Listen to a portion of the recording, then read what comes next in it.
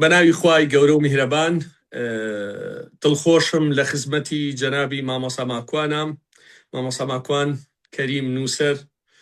شارەزا لە فکری سیاسی و فکری ئیسلامیش مامۆستا ماکوان ماوەی 5 ساڵ و نیوە بێت تقریبا لە زیندانە و هێشتا حکومەکەی تەواو نەبووە ئەم دەرفەتەی ڕێکخست دڵخۆشم پێکەوە گفتوگۆ و حیوارێکی جددیەکەین لەسەر هەم دۆخی سیاسی کوردستان هەم ئەم پرۆسیەسەی لە هەڵبژاردنا هەیە هەم کۆمەڵێک بابەتی گرنگ کە قسە لەسەر ئەوەیە کرێت ئیسلامە بێ بخینە دەرەوەی سیاست بیخینەوە دەرەوەی حکومڕانی جێبهێڵڕێ بۆ خەڵکی تر میکانیزمی نوێی بەرهەڵستکاری قسە لەسەر کۆمەڵێک بابەتی گرنگەکەین بە تایبەتی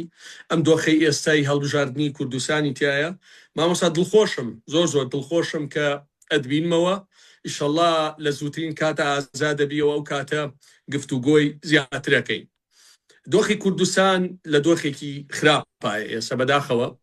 ڕەنگە جەنابەت زۆر ورداگا دەبی بەهۆی دۆخی زیندانەوە حکومڕانی یەکێتی پارتی لە بری پێشکەوتن لە پاشەکشەیەکی مەترسیدارایە باوەڕیان بە موسساتی نیشتیمانی نەما ئەمانە لە وڵاتە یعنی بەعەلەنی جاران ڕەنگە تەنیا هێزی پێشمەرگیان کردبێ بە حزبی ئێستا لە پۆلیسێک گۆتا مدیری مەکتەبێک هەمووی کراوە بە حزبی تەنانەت فەرمانبەری ئاسایش داوایان لێکەن هەڕەشەیان لێکەن کارتی دەنگدان و ئەوانە بێنی دۆخەکە قورسە هێزگار قورسە فشارێکی زۆر هەیە لەم مەرحەلا ڕەنگە یەکێ لە ئەرکە گەورەکان ئەوە بێت کێ هەمومان چۆن بتوانین ڕوبەڕوو یا بەرهەڵستی ئەم فۆرمە لە ستەمکاری و خراپی حکومڕانی بێننەوە کە حکومڕانی پارتی یەکێتی ئێستا حکومڕانی دوای تاڵەبانی و بەرزانیەوەواتەنەوەی ئەتوانین بڵێن پارتینەوەی سێم و یەکێتینەوەی دووەمیانە بەڕاستی بەراورد بەڕابردوو زۆر خراپتر بووە زۆر بێمنەتر بووە وردە مەسافەی ئازادی کەم بۆتەوە بەڵام گرنگە لەم دۆخەشا حزۆرت هەبێ ئەوەی گرنگە مامۆستا قسەی لەسەرکەین پێکەوە گفتوگۆکەینەوەیە کە هەر بە جددی ئیسلام ئێوێ ئێمە بەرینە دەرەوەی سیاست واتە سیاست حکومڕانی پەرلەمان ئەمەی کە هەیە ئیتر جێبێڵن بۆ زاڵم و فاسد و ستەمکارەکان چۆنیانەوێ ئاوا حکمی لەسەر بکەین کە ئەمە ئێسەخ ئەمە دۆخێکی مەترسیدارە لە کوردستانە ڕەنگە کۆمەڵێک کەس بە ناوی دینەوە بانگەشەی ئەمە بکەن بەداخەوە بەڵێ سوپاس کاک عەلی بەڕێز جارێ سەرەتا پێش هەموو شتێک دەست پێکەم بە ناوی خوای پەروەردگار بسم الله الرحمن الرحیم الحمد لله وحده الصلاة والسلام على من لا نبي بعده برا عزیزەکەی من لە جەناب تو لەو بەڕێزە ستافە محتەرەمەی کە لەگەڵتان و لە هەوادارە محتەرەمەکانت و لە خەڵکی کوردستان بەگشتی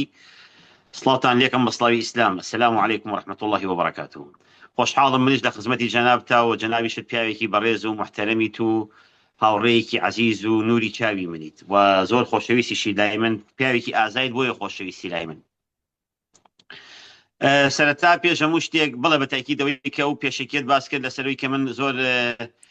شارەزای وردەکاریەکانی ناو وڵات نیم بە دڵنیاییەوە تەواوە بەڵام لێرە و لەوێ پیاوانی وەکو جەناب تو خەڵکی بەڕێز و هاوڕێ بەڕێزەکانم هەر هاوکاریان کردومەتەوە و زانیاریان پێبەخشیوم کوردستان مشکلەکەی لەوایە کە خەڵک ئیش لەسەر مەسائیلی لۆگۆکە ئەمە زۆر خەتەرەکە عەلی خەڵک بۆیە شوێنی یەکێتی کەوتووە لەبەرەوەی جەلا تاڵەبانی تایە کە جەلا تاڵەبانی تایە نامێنێ وردە خەڵکەکە کەمتر ئەبێتەوە خەڵک بۆیە پشوێن گۆڕان کەوتووە لەبەرەوەی گۆڕان نەوشیروان مستەفای تایە نەوشیروان مستەفا کە نەما وردە کاڵا بەرەو خوارەوە ئەبێتەوە و هەروەها بنەماڵەی بەرزانی بە هەمان شێوە خەڵک شوێن بنەماڵی بەرزانی کەوتووە ئەم قسەی جەنابەت 100% تەواوە لە وڵاتی ئێمە دام و دەستگانیە خەڵک شوێن دام و دەستگا ناکەوێت چۆن لۆگۆ و شخصیت و کەسایەتیەکەوێت ئەمەش زۆر خەتەرە چونکە ئەمە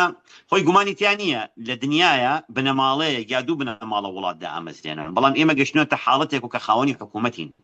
خاوەنی شتێکین کە دەسەڵاتێکە هەمانە ئەگەر بێت و بەدەستگا نەکرێ چاوی ئەوەمان لەسەردانرێت کە ئێمە وەکو هێزێکی خێڵەکی یا هێزێکی عشایری ئیش ئەکەین و ناچێتە بابی دیکتاتۆریێتەوە چونکە ئەگەر بچێتە بابی دیکتاتۆریێتەوە زۆر جا دیکتاتۆریێتیش حکمێکی باشەکە ئەمە لە هیچ مۆدێلێکی سیاسی ناچێت لە کوردستانە هەیە دابەشکردنی مەحافەزەکان پارتی هەولێر و دوهۆک بۆ نمونەیەکێتیش سلێمانی و هەڵەبجە باقی ئەوانی تریش لەگەڵ یاناییشەکە ئەم مشکلەیە کە ئێستا جەناب تایە واقعەکە ئەبینیت تاکە ئیشێکی سەرەکی ئەوەیە کە ئێوە بتوانن هەموو شتەکان بەدام و دەستگا بکەن. ئەمە باشتری ئەو کەسانی کە ئینتیمایان هەیە بۆ نیشتیمانە و کەسانی کە باسی کورتپەروەریەکەن و کەسانی لەگەڵ ڕێزم من گومانم لەوە نییە خەڵکی بەڕێز و شۆڕش گێڕ و پێشترەوەوانە هەبوو کە شۆڕشیان کردو. شۆڕش شتێکە دامەزراندنی دەوڵەت و حکومت و خزمەتکردن بە خەڵک شتێکی ترە. وەختی خۆی کاتێک کە شۆڕشی کوردی دەسی پێکرد خەڵک یارمەتی شۆڕشی کوردیەیە بە پارەی خۆیان بە سامانی خۆیان بە هەموو شتێکی خۆیان. بەڵام ئێستا حکومت هەیە خەڵک پێویستی بە جادەیە، خەڵک پێویستی بە کارەبایە، خەڵک پێویستی بە ئاوە، خەڵک پێویستی بە سەکەنە، خەڵک پێویستی بە هەلی کارە. هەموو ئەمانە عەزیزەکەی من پێویستی بە دام و دەستگا هەیە. دام و دەستگا ئەڵێن هەیە وەکو جەناب تەفەرمی وەک، بەڵام ئەوەش خەتەرێکی گەورەیە کە ئەبێ هەموو شتێک لەژێر چاودێری ئەو حیزبە گەورانە بێت کە ئەوە بەڕاستی بەداخەوە کورد یعنی زۆر جار ئێستا بڵین بۆ نمونە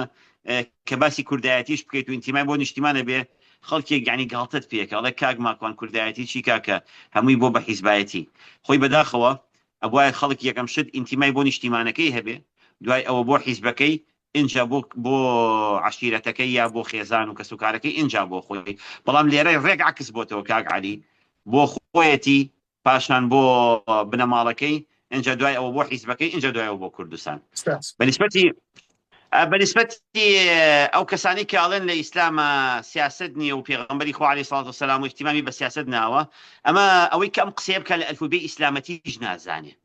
يعني هر وكو ماما حاجيك وداي حاجي كان من وايك لسر برمالين يوجكن كاق علي خواي قورا فرمي إن الله يأمركم بالعدل والإحسان وإيتاء ذي القربى وينهى عن الفحشاء والمنكر. همو أميك باسي لواكي بينج وزارتي لسر دامز وزارتي عدل وزارتي هليكات يعني تور كابلا شون الله وانا الإسلام سياستي تيانيا يا بو نمونا إمام عمر وزيري پیغمبری نازدار بووە و پیغمبری نازدار علی سڵ سلام سوپای دروست کردو و پیغمبری نازدار دنیایەک پرۆژەی هەبووە دەرفەتم بن ئێوە من حەز ناکەم تۆ بشمەنە ئەو مۆزوعانەوە دەرفەتم بۆ دروست بکەن بڕوا بکە پرۆژەکانی پیغمبری خوا علی سڵ سلام زۆر پێشکەوتوتر بووە لە پرۆژەکانی حکومەتی هەرێمی کوردستان بە دڵنیاییەوە. کاک ماکوان قسە لەسەر مەسەن ئەرگۆمنتی ئەوان لەسەر میکانیزمی نوێی سیاسە مەسەلەن قسەکە لەسەرەوەی ئێستا پەرلەمان هەیە ئێستا مەسەلەن وەزارەت هەیە ئێستا فلان فلان فلان کەرەستەکەی بەردەستی ئێمە ئەمەیە ئێستا کەرەستەکەی بەردەستی من پەرلەمانە. من لەم ڕۆژانە لەگەڵ مامۆسایەکی ئاینیە بۆ مناقەشەیەکی جدیم حەزەکەم نەقڵی کەم بۆ جەنابە ئەو پێم پەرلەمان کوفرە ڕۆشتنی من بۆ پەرلەمان کوفرەوە هەتا دواتر وتم پرسیارەکەم سبەی تۆ دەستگیرەکەی ئەبرێتە بەردەم حاکم ئەتوانی بە دادوەرەکە بڵێ نابێ بەو قانونە دادگای بکەی کە لەم پەرلەمانە دەرەچێ ناتوانیت.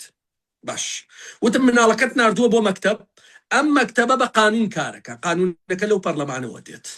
ئەتوانی بڵێ ئەم مەکتەبەش کوفرە نابێ بخوێنرێ بۆ نەخۆشخانەکەش ڕاستە. وتم نەخێرەمانە هیچی ڕاست نین تۆ تقریبا بە تەمەنی ئەوتم دوای 10 ساڵی تر تەقاعد دەبیت. بەچی تەقاعد دەبیت؟ بە قانونی لە پەرلەمانەوە دەرچووە تەقاعد دەبیت. بتەوێ و نەتەوێ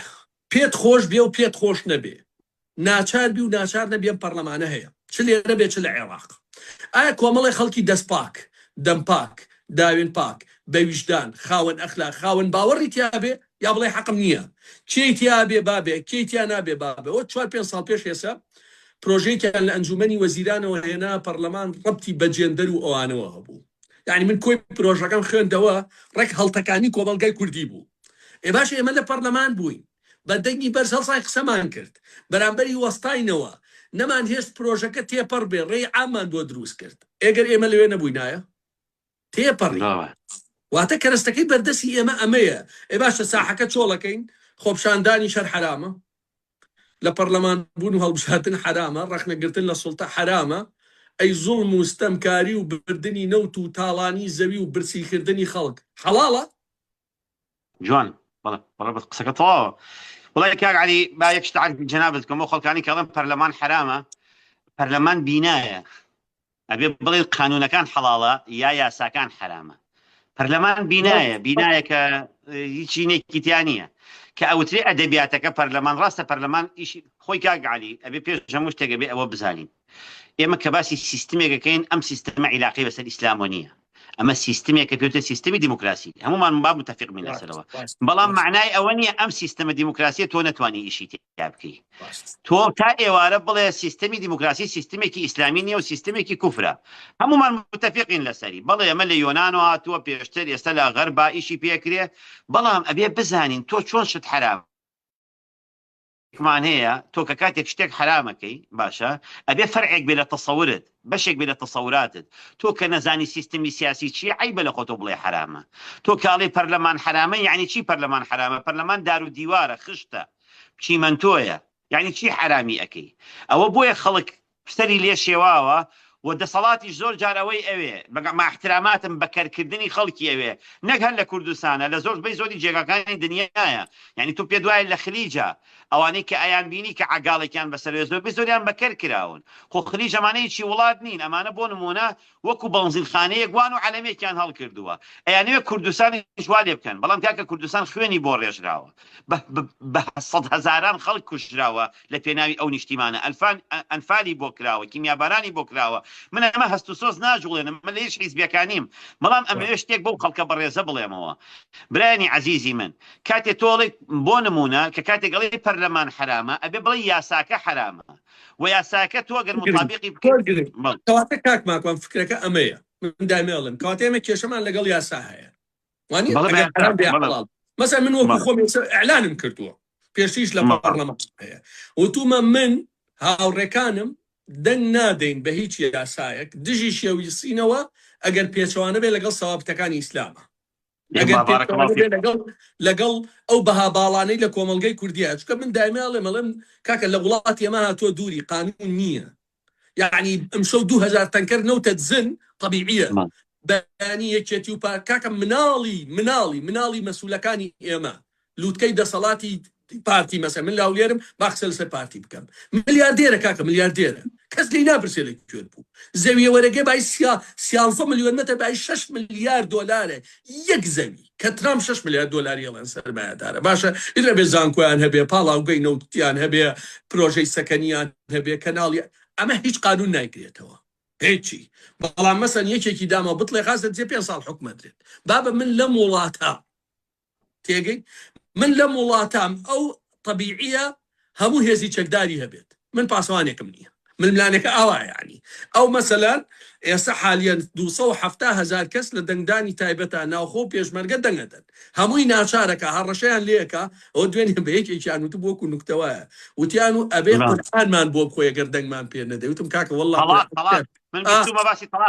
وتم کاکە وەڵڵای بیخۆن نە قورئانەکە وێ نە تەلاق بۆ زاڵم و لەژێر زەختە هیچ نییە یا چ فکرەکە ئەوەیە ئێمە لە نێو ئەم بەرهەڵسکاریان مەسەر من وێنەی خۆم بۆ نەقڵکەم من بەم موبایلی کە قسە لەسەر تۆکەم هەر بەمە بانگەشەیەەکە ئەوان ملیارها دۆلاریان پێ دان هەزار هێزی چەکداریان هەیە چەندین کەناڵی ئاسمانیان هەیە باشە تۆ بە منەڵێ ئەم ململانێش مەکە بڕۆرەوە ماڵ کاکە ئەزعەف ئیمان هیچ نەبێ من بە دەنگی بەرز قسەیەکم ئەڵێ ئەمانە ستەمکارن ئەمانە ملیارها دۆلاریان پێ ئەمانە پارەی خەڵکی هەژاریان خواردووە ئەمانە پارەی هەتی و ئافرەتی بێهاوسەریان خواردووە یعنی لەبری ئەوەی بێ پشتم بگری لەبری ئەوەی بێ تەشجیعم کەی لەبری وەکو جەنابک کە ئەیکەی بە بەردەوامی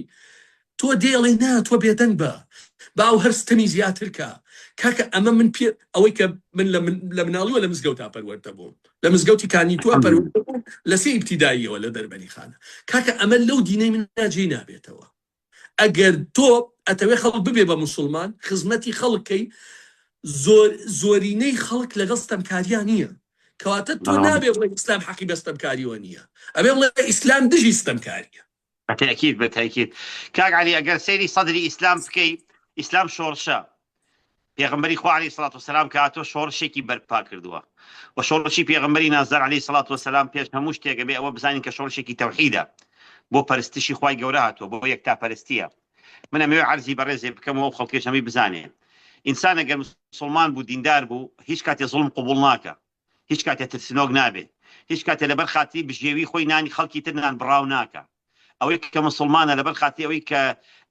ڕازگۆیە درۆ قبوڵ ناکە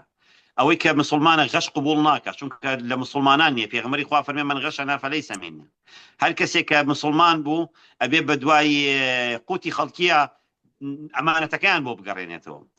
من تەکفیری خەڵک ناکەم باسی ئەوە ناکەم باسی ئەوەکەم مادەم کە تۆ ئیدعای ئیسلامەتی و مسلمان بوونی خۆ دەکەی ئەبێ و زوڵمە لەسەر خەڵک لا ببرێ یعنی چی پیاوەتیە کە من بۆ خۆم ئێستا زۆر جار لە زیندان و کە بۆم باسەکرا و تەلەفۆنم لەگەڵ کەس و کارا کردەوە یعنی وەڵا ڕۆشتون بۆ بەغا مەعاش بێنەوە ئەمە زۆر عیبە بۆ نیشتیمانێک بۆ وڵاتێک تۆ هەموو شەهیدە دابێت تازە بەتەمای ئەوە بچی اینجا خەڵکەکەی ژوای لێ هاتووە کورەڵەقی چەکە با بچینە سەر عێراق یعنی وەکو وایە من ننکەم بە ڕەحمەت بێ حکایەتی بۆ گێڕاینەوە بە شەوانە لە ئەخیرا ئەیوب منی ژاتمەوە هیچیان نەیامێ هەستەکەم ئەم دەسەڵاتەی ژوای لێ هاتووە لە ئەخیرا ئاڵێ منی ژاتمەوە هیچیان نەیامێ ئێوە خوێنی ئەوە مشەهیدە ئێوە هەموو توانایی کە ڕۆشتووە ئەمانە برا عەتیسەکەی من ئێستا ئەیانەوێ کۆمپانیەکانی خۆیان بەس بەرز بکەنەوە و دەوڵەمەند ببن وەکو جەناب تەفەرمی ئەگەر ئەو خەڵکە تیان نەگەیەنین بێت و ئەو ڕۆحە شۆڕشگێڕیە ڕۆحە گۆڕانکاریە لە ناخیانە دروست نەبێت چۆن پێغەمبەری خوا صلی الله علیه و سلم دروستی کرد لە ژیانیا گۆڕانکاری ناکرێت خوای متعال لە قورئانە فەرمی ئین الله لا یغیر ما بقوم حتى یغیروا ما بأنفسهم کەواتە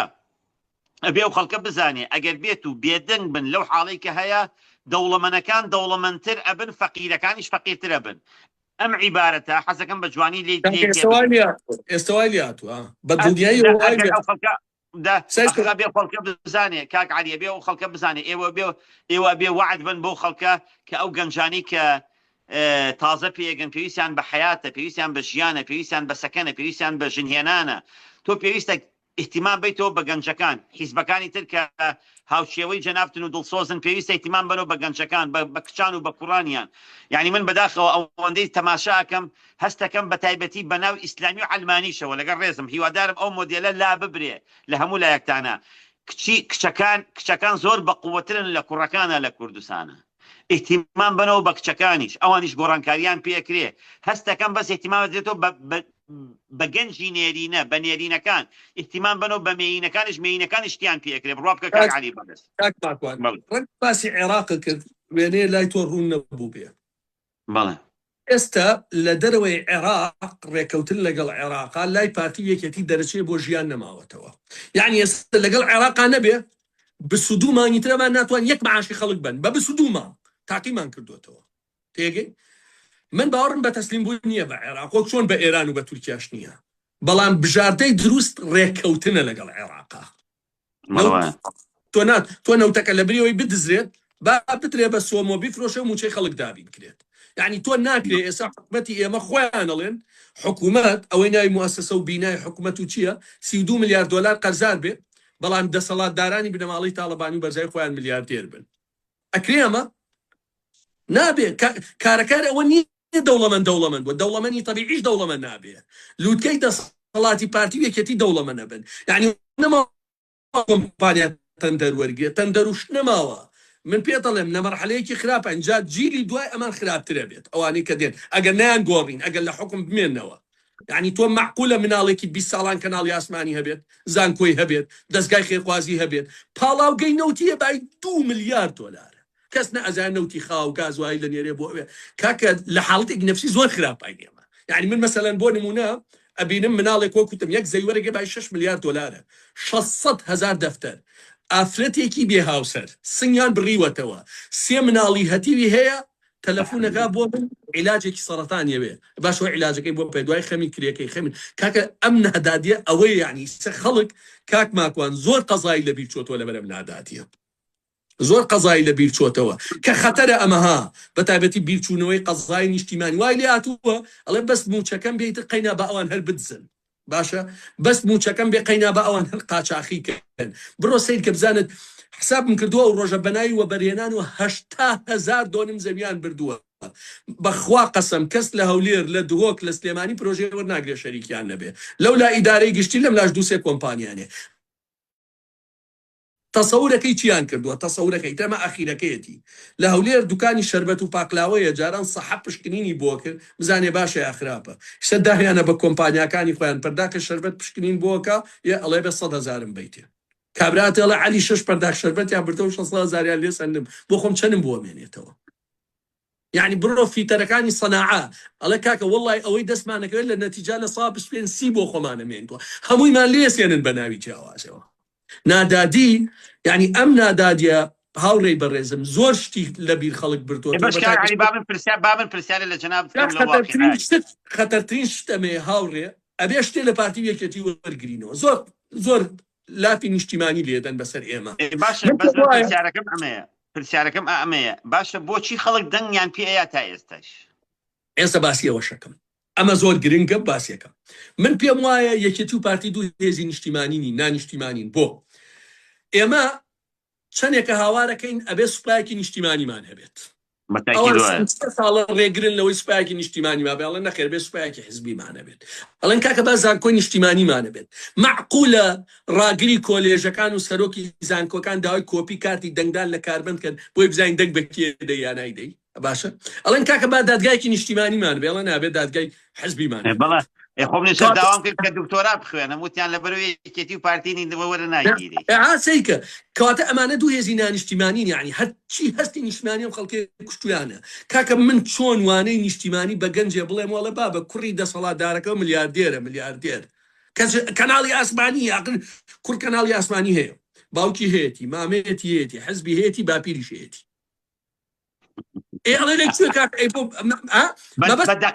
بەدەقەش دۆلار سەرفەکە ئەمانەڵێن یەکێتی خراپترە لە پارتی یەکێتی قاچاقچێتیەکە. وەڵڵا تۆ لە فکری سیاسیا خوێندوتەوە ماستەری هەیە یەک حزبم بۆ بێنە لە دنیا لە بەرزەکانەوە قاچاقچێتی کە هی مریشک هیلکە تخواوەرە گۆشتی گەنی و بێری بە قاچاقی بیدێت تا وڵاتی خۆت هێلکە بڵێ بە گومرگ مەمنوعە بە قاچاقی طبیعیە جگەرە بە قاچاقی بێری مەشهور. کاکە ئێمە ڕوبەڕووی ئەم فۆرمە لە حکومڕانی بووینەتەوە. یعنی ئەوەی کە پێ ئەوڵە کلیپتۆکراسی حکومڕانی چەتەکان ڕێک سموری هەرێمی کوردستانەکە مۆبۆکراسی واتە حکومەتی سەرسەریەکان ڕێکنی ینی مەسەل دادگاهی منە سوپایی منە سارزیان هەبێت دوام ڤیدۆی منوتۆ منە گرن کەس قسە ناکە خۆیان چییە دادگات کێ هەیە بڵێ بۆت نییە بیکەی تێگەی پرسیارێکە کرد زۆر گرنگە هەر بەجددی بۆ پارتی وێکێتی زۆری نێنن. من هەڵبژان پسێک بە نمونە بۆ برای خۆمێنمەوە 21 لە 164 خەڵک نەچوو بۆ دەنگدان هەر نەچوو لە 136 خەڵک چوو. ئەوان لەو لە 136 بەکڕین بە هەڕەشە بەهێزی چەکدار ناچارێکەکەی دەنگدە بە ڕێخستی خۆی لە 125 ێنە لە ناچێت. ئەوە مشکلە گەورەکە ئەمە مشکلە گەورەکەی ئێمەیە. یعنی ناڕازیە لە دەسەڵات لەبەر دەسەڵاتەکە ناچێ بۆ دەنگدان کە دەسەڵاتەکە حەزی لەوەیە. یعنی یەسێکێت و پارتی حەزەکەن ئەوەی دەنگدەریەوە نیە نەچێ بۆ هەڵبژاردن ئەمیش بە حەزەکە ئەوە زۆر خەتەرە. ئەو نەچوون بۆ دەنگدانە زۆر خەتەرە. کاک عەلی ئەمە پێویست بە دووشت هەیە بە تایبەتی لە ناو ئۆپۆزیسیۆنان لەوانەی کە لە ناو دەسەڵاتانین پێویستە یەکەمیان بە خۆیان بچنەوە نەقدی ذاتی خۆیان بکەن نەقدی ذاتی واتە ڕەخنە لە خۆیان بگرن. چکە احتراممەیە بۆ جەنابیشت ئەوانەشی کە لە دەرەوە یەکێتی و پارتی هەوڵەیەن یەکێتی و پارتی چۆنەڵی ڕازی بکەن بۆ ئەوەی شتێکیان دەست بکەوێ ئەوانی ژەڵێن بامەش بێ بەش نەبین. ئەمە ئەزانێکی کاک عەلی بایەکشت هەیە بیزانی برعزیزەکەی من لەناو هەموو سوڵتەی دەسەڵاتێکە لە هەموو ئەکادیمیەکانی دنیاە کە ئەخوێنرێ هەڕەمێکی سوڵتە هەیە. ئەوەی کە لە سوڵتە و دەسەڵاتایە ئەڵێن باشە هیچ کێشەیەکی تیانە. دوای ئەوەی کە لە دەسەڵاتایە یەیتە خوارەوە مەجموعەیەکی تایە ئەم ئەمانە کە پیان ئەوترێ لێدەرێک خوارد سوڵتەی دەسەڵاتەوە ئەمانە ماستاوچیەکانن ئەگەر بە تعبیرێکی شەقامیانە بێڵێم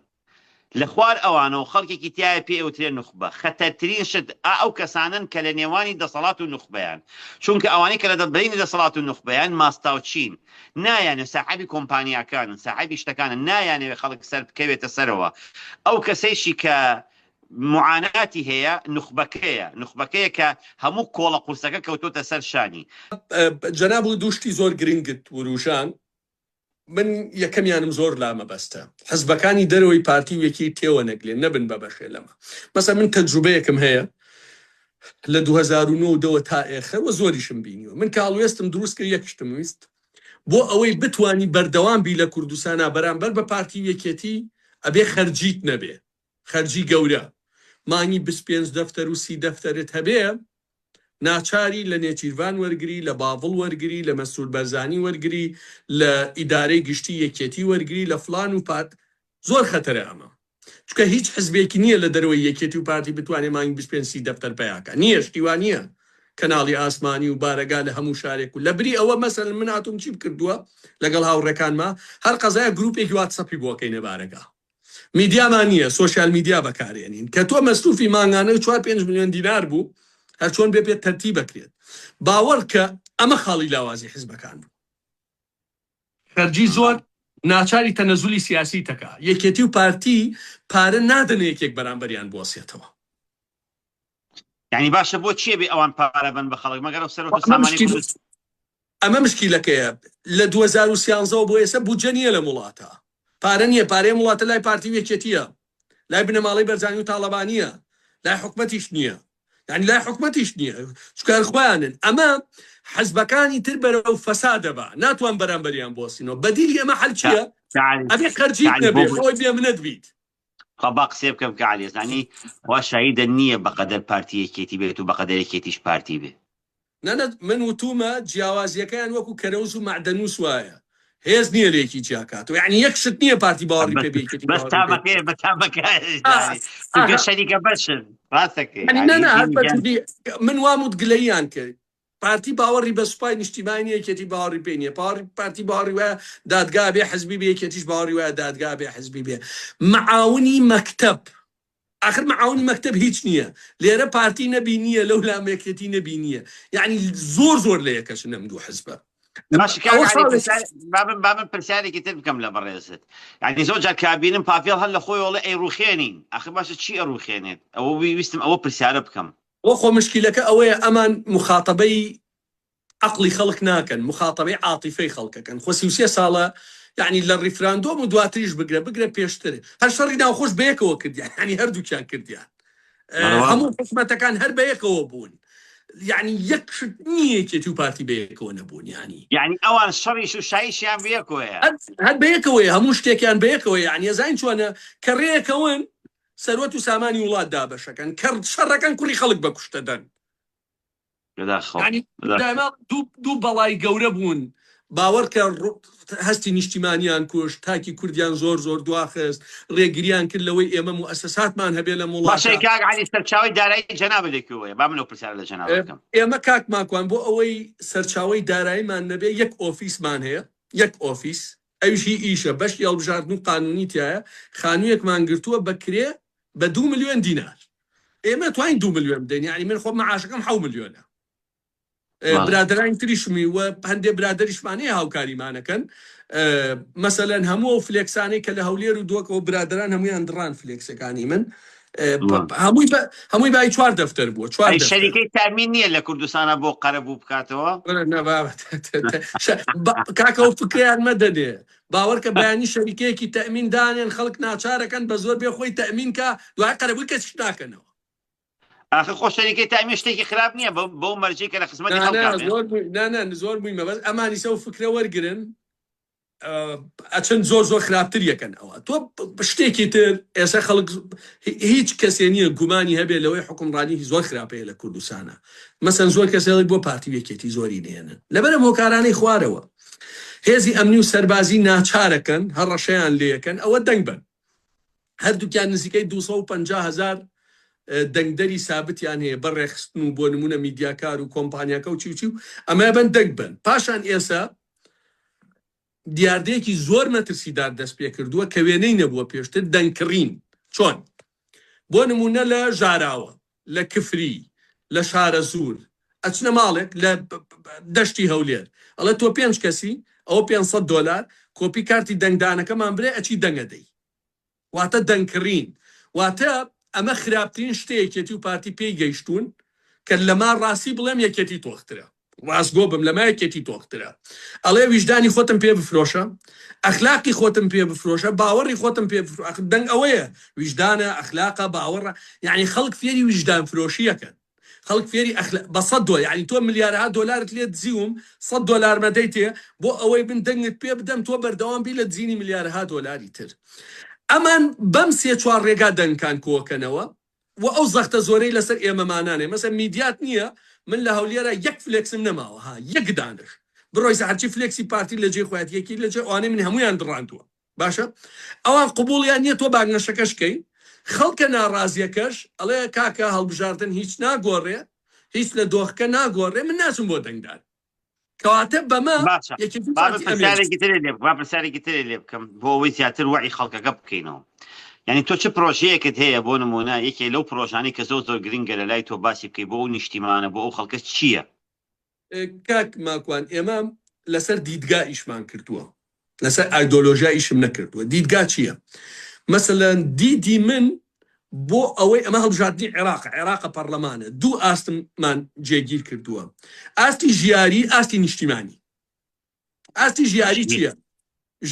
ژیان چۆن موچەی مامۆسایە لە هەریەم هاوشێوەی موچەی مامۆسایە بێ لە بەسڕە لە کاتی خۆیان بێ دەرماڵی هەبێ پلە بەرزکردەوەی هەبێ ئەوە هەبێ چۆن لتریە بنزین لە عێراق 450 دینارە باشە بەڵام لێرە 1100 دینارە بەرمیلێ گازوایل لەوێ 700,000 لێرە 210,000 ڕێگەکەی ئەمەش ئاسانە ڕێگەکەی ئەمەش زۆر زۆر ئاسانە ئەمان 50,000 بەرمیل نەوتی ڕۆژانە وەرەگرن ئەڵەن خۆمان پێداویستی ناو خۆوەرەگرن عێراق بۆمان منێرە 50 بدەرەوە عێراق کۆ و دەسەکەوێ خۆشی دابینی ناکە تێگەی لێ چۆن نەخۆشخانەکانی ئێمە هاوشێوەی شارەکانی تری عێراق دەربانیان هەبێت چۆن گەرمی هەموو جوتیاران هاوشێوەی تری شارەکانی عێراق بکرد باوەڕکە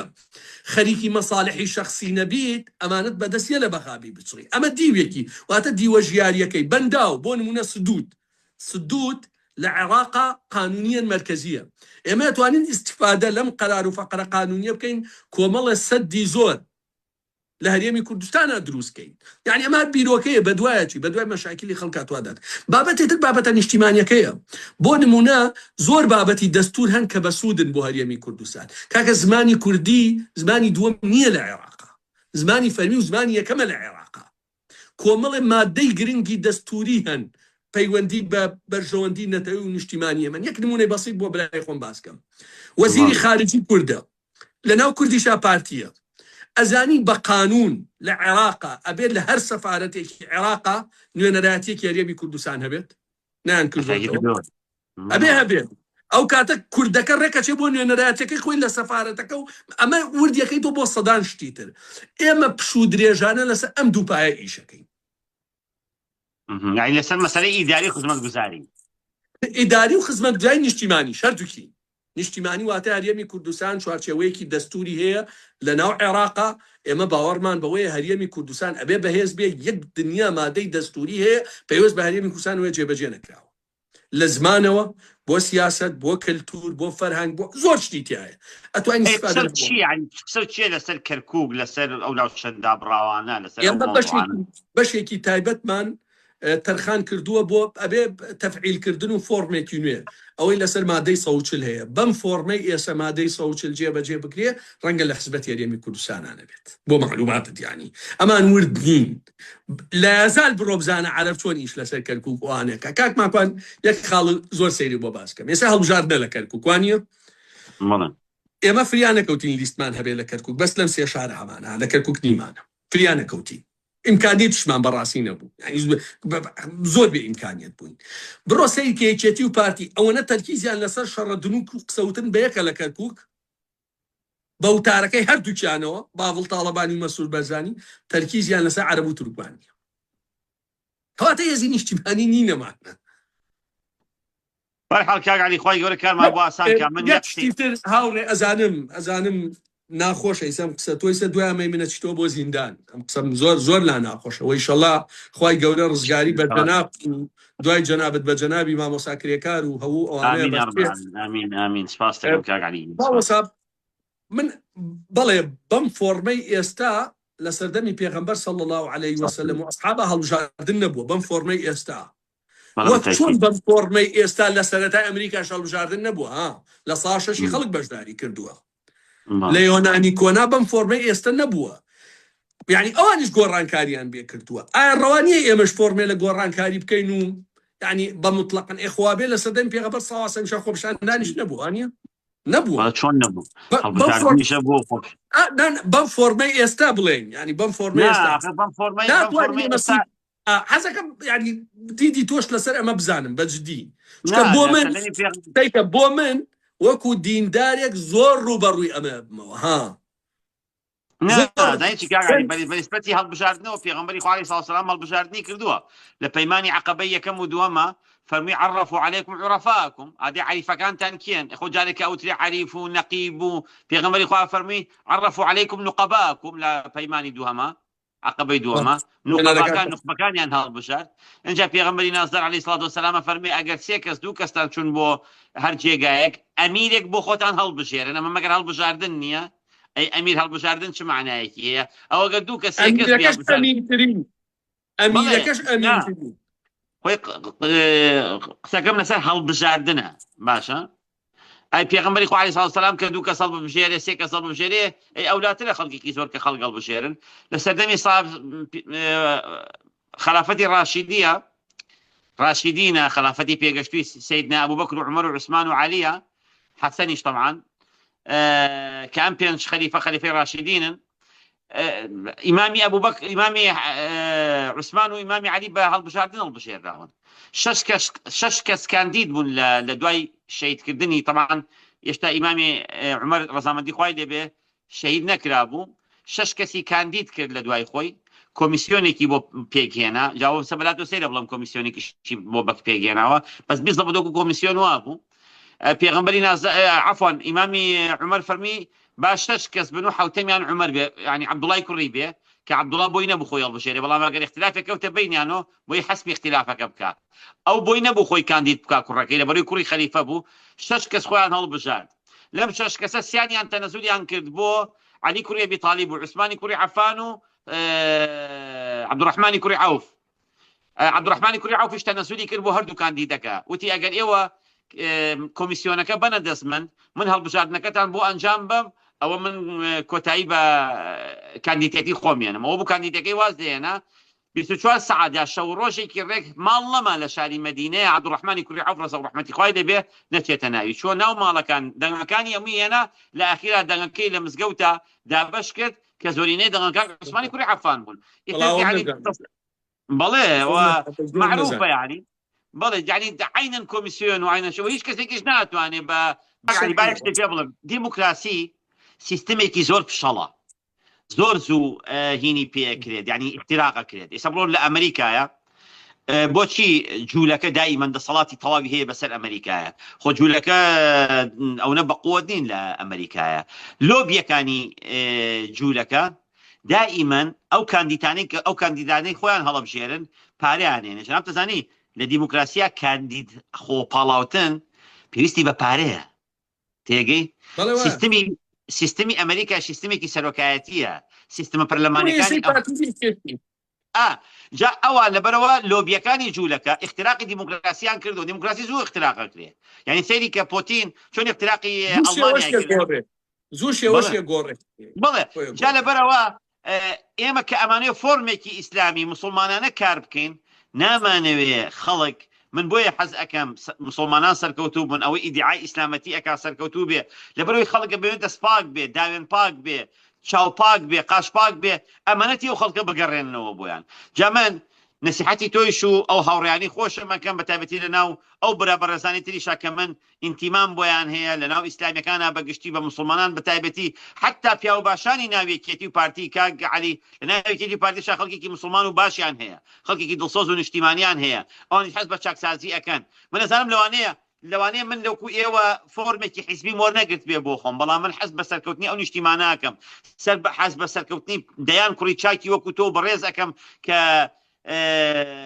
طموحێکتان هەیە ئەمانەتێکتان لەسەر شانە هیوادارم بەم نەمەتەی ئێستا بەم شێوەی ئێستا کە ئیش ئەکەن نەگۆڕێن بڕۆنە پێشەوە یعنی سەیری کە کاکە عەلی برام تۆ گەرەتەوێت سەرکەوتوبی لە ژیان تا سەیری ژیانی پێغەمبەری نازدار کە لەسەر منهەجی ئەو بڕۆ خوا ئاگادارە خوای گەورە سەرت دەخات چونکە خوای گەورە ذکر و شەعنی پێغەمبەری نازداری بەرز کردوێتەوە پێغەمبەری نازدار کە هاتە شاری مەدینە بۆی جەنابەت بزانی چەند کاری خزمەت گوزاری کرد نەی وەرن شەریعەتتان بۆ تەطبیق ئەکەم فەرمی وەرن چوو بیری کڕی ئاوی بۆ خەڵکی دابین کرد لە شاری مەدینەیە خەڵک ئاو نەبوو بیخواتەوە ئاوی بۆ دابین کردن بە عوسمانی کوڕی عەفانی و دۆرە بان بیرە بکڕین بۆ خەڵکی شاری مەدینە خەڵکی شاری مەدینە میلیشیایان هەبوو عینی یەکێتی و پارتی ئەوس و خەزرەج بە یەکیان ناکێشا پێغەمبەری نابیر بناسبە بۆی بیزانی لەناو سیرەیە هاتووە ئەو سیەکان عەلەمەکەیان زەرد بووە خەزرەجیەکان عەلەمەکەیان سەوز بووە بۆ معلوماتە خوا شاهدە ڕێگەڵێ واقعەیە پێغەمبەری نازانات هەردووکیانی کرد بە برا میلیشیاکانی نەهێش کردنی بە موسسەسەیەک سوپای دروست کرد ئەنسار و مهاجرینەکانی کردە برا جا لەبەرەوە برا عەزیزەکەی من بەگوێ پێغەمبەریش کرد عليه الصلاة والسلام والله بكوي بيغمر نكا صلى الله عليه وسلم مخوات دنيايشي وقيامتي يفوت يبرع عزيزك نايكن ما وصل من بدري جاي حملات بردوام من روجان قسيكم بلام رنجة جنابي تبروي تو اما دوا دركوتن البيت تا بانصر ولا شي تري عفوا تاس مانك تري مو دروا ولكم معاش واب سري مانك دركو ايه تو كاتا كوتا دركوتن تشكب اولين ما انتخابات يانزي انتخاباته مالا حزا كم قسي تو بو دنگدار بو خلق بالرواق من حزا كم يشتر بيبلا من وكو ايوش هلوكو جنابة التزاماتكم هيا بلام حزا كم جنابيشتم خوش من همو كسي كدين دار بيو مسلمان بيو زمینەی ئیسلامی ساز بکات خۆشم ئەوێ هەر کەسێک بێ حەز بە پشتگیری یەکەم بەڵام ئەم قسەیەم بۆ خەڵکی کوردستانە تکاتان لێ ئەەکەم بەڕێزانی من ئەو خەڵکانەی کە ئەیانەوێ بڕۆن دەنگ بن بۆ خەڵکە مسلمانە دەنگ بن بۆ خەڵکە بەڕێزە دەنگ بن بۆ خەڵکە ئازایەنە دەنگ بن بۆ خەڵکانی کە ئەیانەوێ مافەکانتان بۆ بگەڕێنەوە بابگیان دەنگ مێن بە کەسێک کە بۆ خۆی سەرەت و سامانی خەڵکە دزێ ئاخر سەیری کەن سەیری ژیانی خەڵکەکان بکەن سەیری حیاتی خەڵکەکان بکەن كاق علي هموش يعني ما طبعا بوي استعبت يكلنا كم مثلا موضوع بوي بيا مكان بباشتر بقات كاتي كتير بس يوم موضوعكم بخلكي كردستان علم بجنجكان علم بكشانو كوراني برز علم بكشانو كوراني محترمي لدهوك وزاخو هتاكو اقاتا ومنطقي خانقين ومندلي اويك بجدال بيتيايا تكاتان ليكم دنبن بۆی ئەو نیشتیمانە سەر بکەوێت کاتان لێکم دەنگی ئەو مەزلومانە بن بۆ خەڵکانی کە یانێت دەنگی مەزلومەکان بەرز بکەنەوە چیتر مەبن بە هۆکاری سەرکەوتنی فرعونەکان چونکە فرعون ئیشی ئەوەیە کە زیاتر و زیاتر ئێوێ خۆی بکا بەخوا خۆ مەرج نییە هەر کەسێک کەوت نەیوت من خوام نعوذ بالله ئیتر ئەوە نەیوتوە خوام کە کەسێک هەموو شتێکی خستەژێ دەسەڵاتی خۆی و پۆستی بە ئارەزی خۆی دابەش کرد بە ئارەزی خۆی وتی ئەوە بۆ تۆ ئەوە بۆ ئەوە نابەخشەوە هەبوو ئەوە تەواو ئەوە فرعونیە ئەوە ئیشێکی فرعونیە وەکو حەزرەتی موسا ببن بە ئۆپۆزیسیۆن وەکو حەزرەتی یوسف بچنە ناو حکومەتی ئیتلافیەوە وەکو حەزرەتی نوح دەسەڵاتێکی ئیسلاحی وەکو حەزرەتی شوعیب دەسەڵاتێکی ئیسلاحی دروست بکەن وەکو سەیدنا عیسا بەرامبەر بە داگیرکەرانی ڕۆم چۆن وەسایەوە ئێوەش بەرامبەر بە داگیرکەران بۆستنەوە برانی عەزیزی من